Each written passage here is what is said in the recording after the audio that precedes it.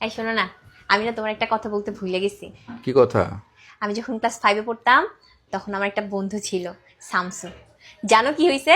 আজকে আমি শপিং মলে গেছি, তারপর হঠাৎ করে ওর সাথে আমার দেখা হয়ে গেছে। অনেক বছর পর ওর সাথে আমার দেখা হইলো। জানো, ভাবতেছি কি একদিন ডিনারে ওরে ডাকি।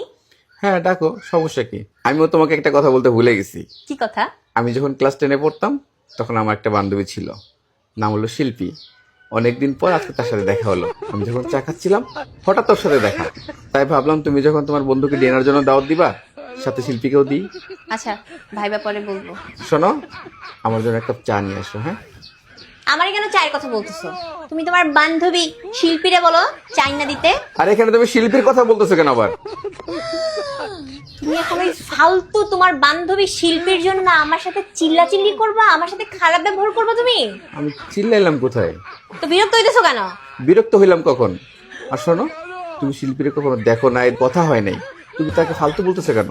ও, এখন ওই ফালতু ফালতু বলছি দেখা তোমার গায়ে লাগছে? হ্যাঁ, তুমি থাকো, তুমি আমার সাথে কোনো কথা বলবা না। তোমার যেখানে খুশি তুমি সেইখানে চলে যাও। আজকের পর থেকে আমার সাথে কোনো কথা বলবা না। আমি চলে যেতেছি আমার বাপের কাছে। আইসে করে তুমি তোমার বান্ধবী নিয়ে থাকো, বুঝছো না?